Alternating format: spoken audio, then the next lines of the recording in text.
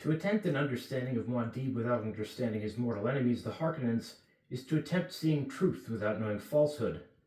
It is the attempt to see the light without knowing darkness. It cannot be. From Manual of Muad'Dib by the Princess Irulan. It was a relief globe of a world, partly in shadows, spinning under the impetus of a fat hand that glittered with rings.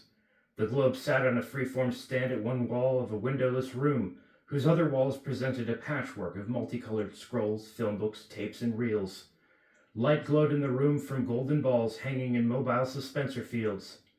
An ellipsoid desk with a top of jade-pink petrified alaka wood stood at the center of the room. Veriform suspensor chairs ringed it, 2 of them occupied. In one sat a dark-haired youth of about 16 years, round of face and with sullen eyes. The other held a slender, short man with effeminate face. Both youth and man stared at the globe, and the man half hidden in shadows spinning it. A chuckle sounded from beside the globe. The basso voice rumbled out of the chuckle. "There it is, Piter.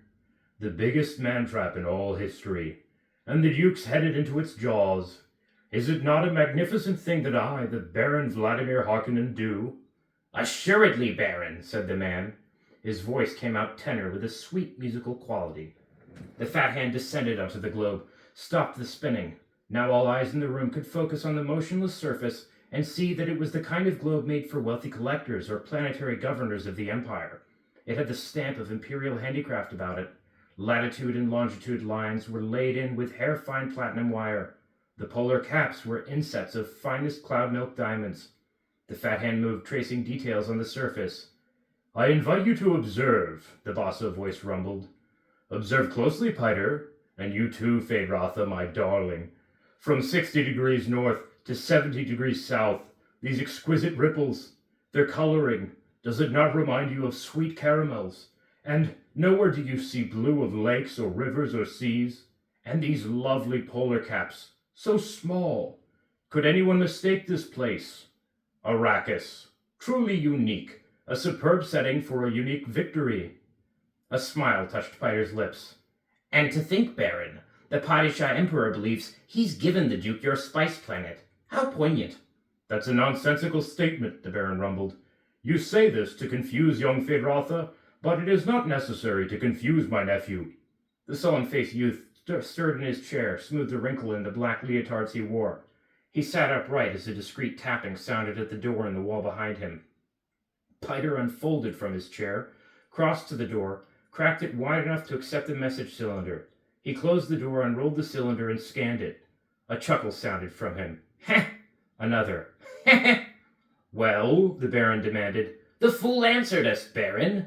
"Whenever did an Atreides refuse the opportunity for a gesture?" the Baron asked. "Well, what does he say?" "He's most uncouth, Baron. Addresses you as Harkonnen. No sire, a sheer cousin, no title, nothing." "It's a good name," the Baron growled, and his voice betrayed his impatience. "What does dear Leto say?" "He says, your offer of a meeting is refused. I have oft times met your treachery, and this all men know." "And?" the Baron asked. "He says, the art of Conley still has admirers in the Empire. He signs it Duke Leto of Arrakis." Piter began to laugh. "Oh, of Arrakis! Oh my, this is almost too rich." "Be silent, Piter," the Baron said, and the laughter stopped as though shut off with a switch.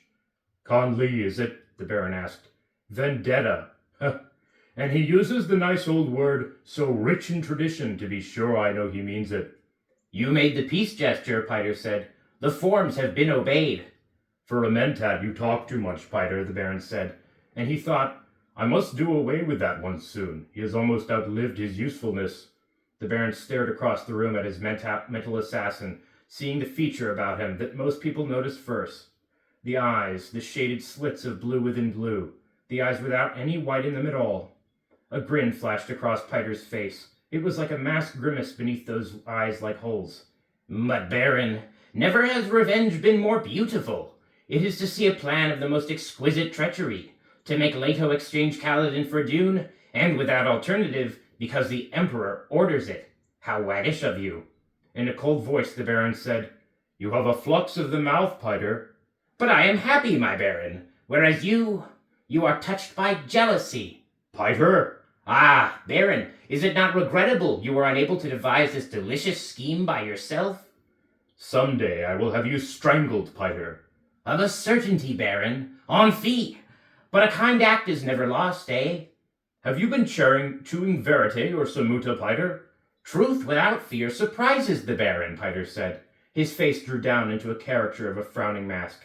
Aha! But you see, Baron, I know as a mentat when you will send the executioner. You will hold back just so long as I am useful. To move sooner would be wasteful, and I'm yet of much use. I know what it is you learned from that lovely Dune planet. Waste not, true, Baron? The Baron continued to stare at Piter. Feyd-Rautha squirmed in his chair. These wrangling fools, he thought. My uncle cannot talk to his mentat without arguing. Do they think I've nothing to do except listen to their arguments? Feyd, the Baron said, I told you to listen and learn when I invited you in here. Are you learning? Yes, uncle. The voice was carefully subservient. Sometimes I wonder about Piter, the Baron said. I cause pain out of necessity, but I swear, he takes a positive delight in it. For myself, I can feel pity toward the poor Duke Leto. Dr. Yue will move against him soon, and that'll be the end of all the Atreides. But surely Leto will know whose hand directed the pliant doctor, and knowing that will be a terrible thing. Then why haven't you directed the doctor to slip a Timjaw between his ribs, quietly and efficiently? Piter asked. You talk of pity, but... The Duke must know when I encompass his doom, the Baron said, and the other great houses must learn of it. The knowledge will give them pause. I'll gain a bit more room to maneuver. The necessity is obvious, but I don't have to like it.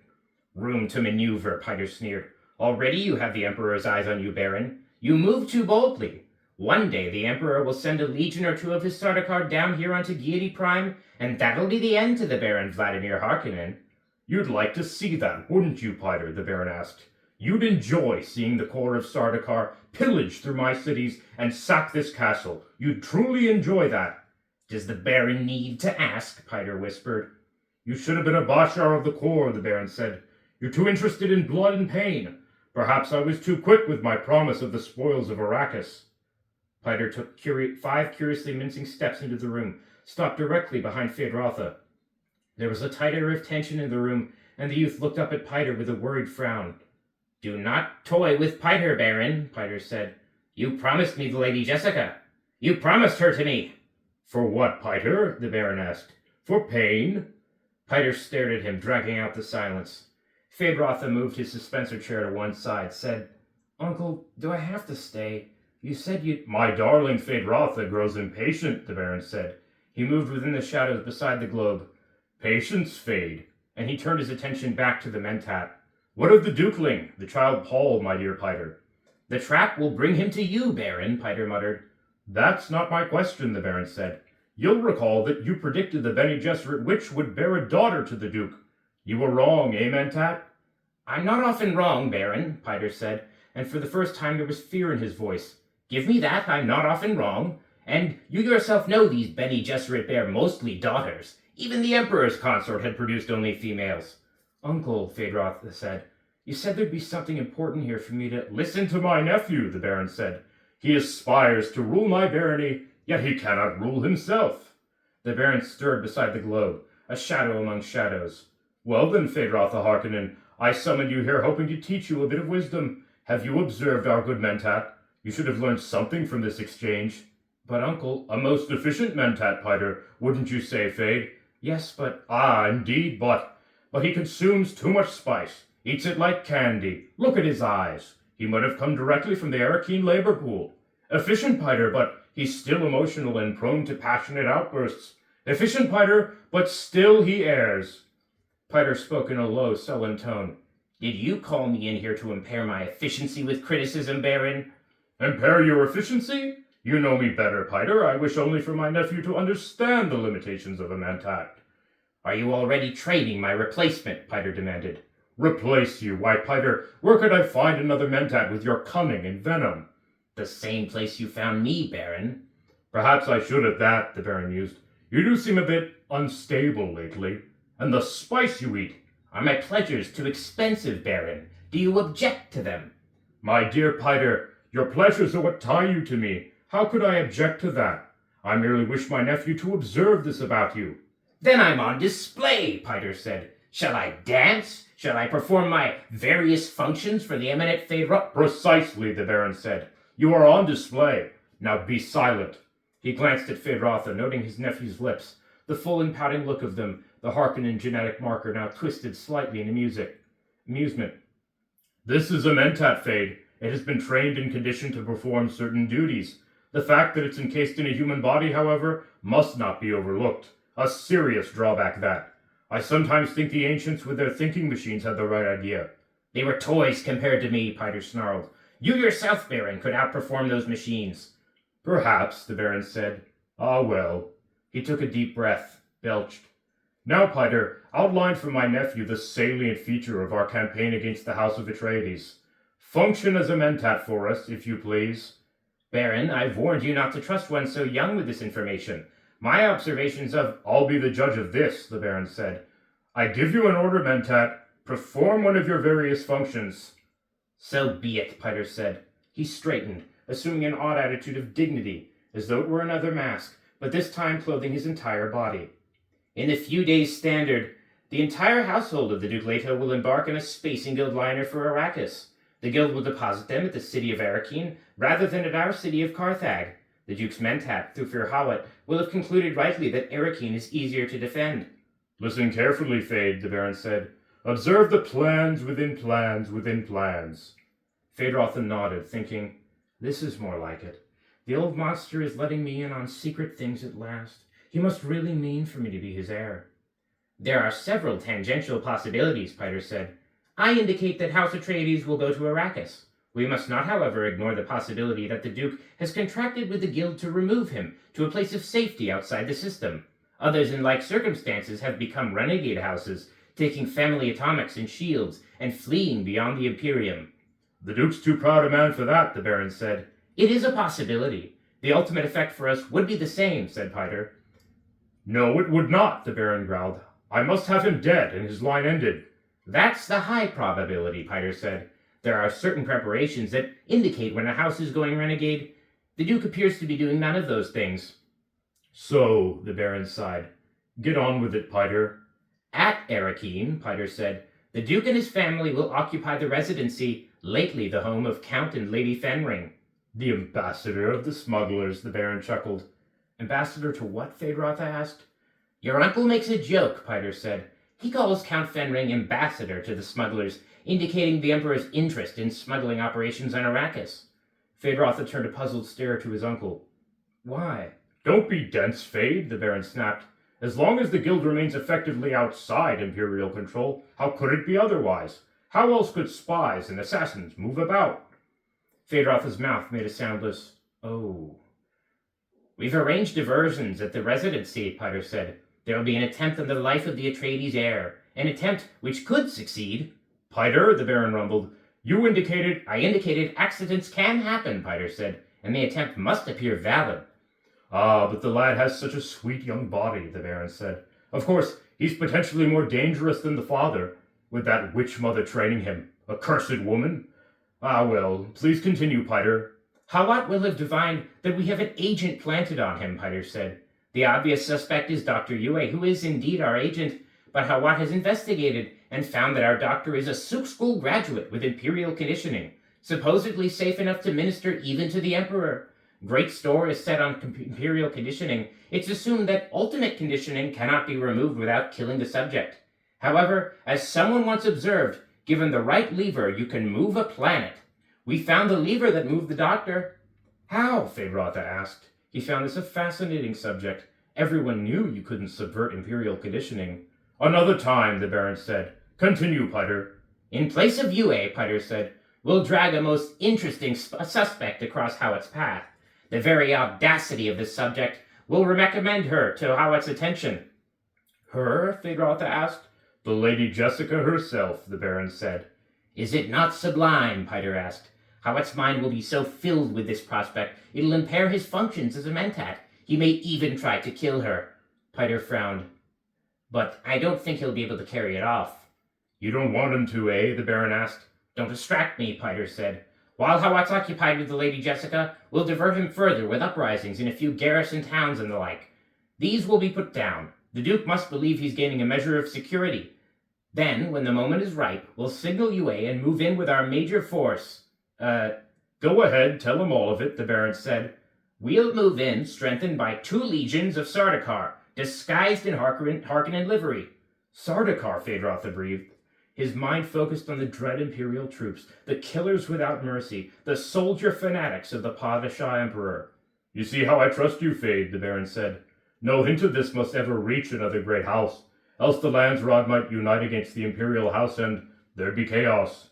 The main point, Piter said, is this. Since House Harkonnen is being used to do the Imperial dirty work, we've gained a true advantage.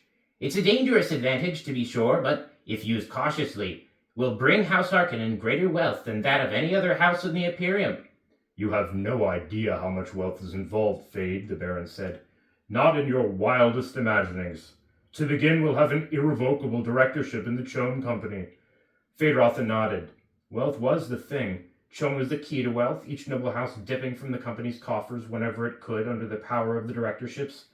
Those Chone directorships.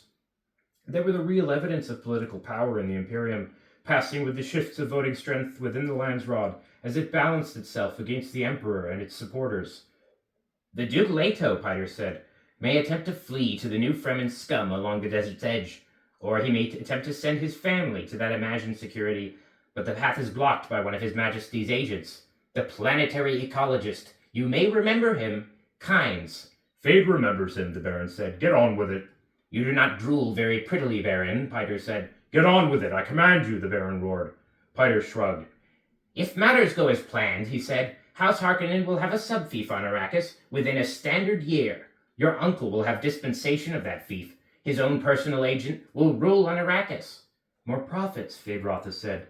Indeed, the Baron said, and he thought, it's only just. We're the ones who tamed Arrakis, except for the few mongrel Fremen hiding in the skirts of the desert, and some tame smugglers bound to the planet almost as tightly as the native labor pool. And the great houses will know that the Baron has destroyed the Atreides, Piter said. They will know. They will know, the Baron breathed. Loveliest of all, Piter said, is that the Duke will know too. He knows now. He can feel the trap already. It's true, the Duke knows, the Baron said, and his voice held a note of sadness. He could not help but know, more's the pity. The Baron moved out and away from the globe of Arrakis. As he emerged from the shadows, his figure took on dimension, grossly and immensely fat, and with subtle bulges beneath folds of his dark robes to reveal that all this fat was sustained partly by portable suspensors harnessed to his flesh. He might weigh 200 standard kilos in actuality, but his feet would carry no more than 50 of them. I am hungry, the Baron rumbled, and he rubbed his protruding lips with a beringed hand, stared down at Phaedrotha through fat and folded eyes. Send for food, my darling. We will eat before we retire. It's one of my favorite passages.